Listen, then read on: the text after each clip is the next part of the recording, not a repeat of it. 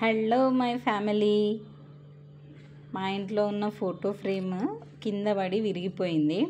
ఆ photo frame అనేది విరిగిపోయి పీసెస్ అయిపోతే నేను ఫోటో ఫ్రేమ్ని మళ్ళీ అతికించాలి. అది చాలా బాగుంటుంది ఫోటో ఫ్రేమ్. మా పిల్లలు చిన్న ఉన్నప్పుడు ఫొటోస్ అన్నీ దాంట్లో మెమరీస్ లాగా పెట్టుకున్నాం మేము.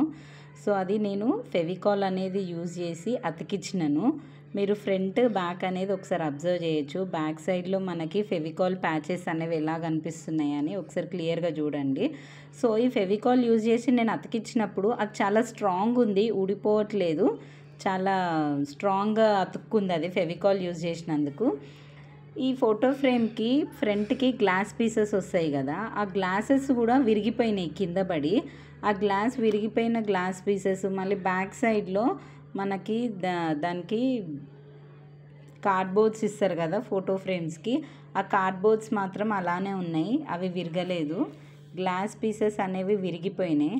ఆ విరిగిపోయిన గ్లాస్ పీసెస్ అనేవి మళ్ళీ మనకి యూజ్ అవ్వవు.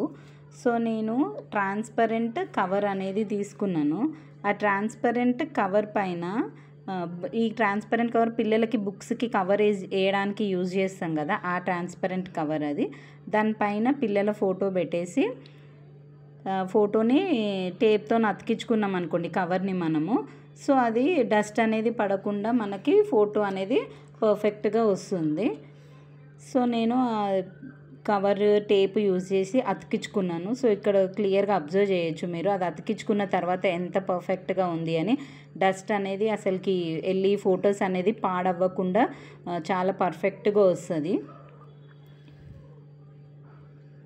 సో మీరు క్లియర్గా ఇక్కడ చూడొచ్చు ఫొటోస్ అన్నీ నేను ట్రాన్స్పరెంట్ కవర్ యూజ్ చేసి టేప్ యూజ్ చేసి అతికించుకున్నాను. సో నెక్స్ట్ ఇవన్నీ నేను ఫోటో ఫ్రేమ్లో అడ్జస్ట్ చేసుకున్నాను. ఇవన్నీ ఫోటో ఫ్రేమ్లో పెట్టేసి స్టార్టింగ్లో చూపెట్టినట్టు కార్డ్బోర్డ్ అనేది వచ్చింది కదా బ్యాక్ సైడ్లో, మళ్ళీ ఆ కార్డ్బోర్డ్ అనేది పెట్టేసి రిటర్న్ స్టిక్ చేయడం జరిగింది. సో మీకు క్లియర్గా అబ్జర్వ్ చేయొచ్చు ఇక్కడ ఫోటో ఫ్రేమ్ అనేది బ్యాక్ నుంచి ఫ్రంట్ నుంచి ఎంత బాగా వచ్చింది అని చెప్పేసి.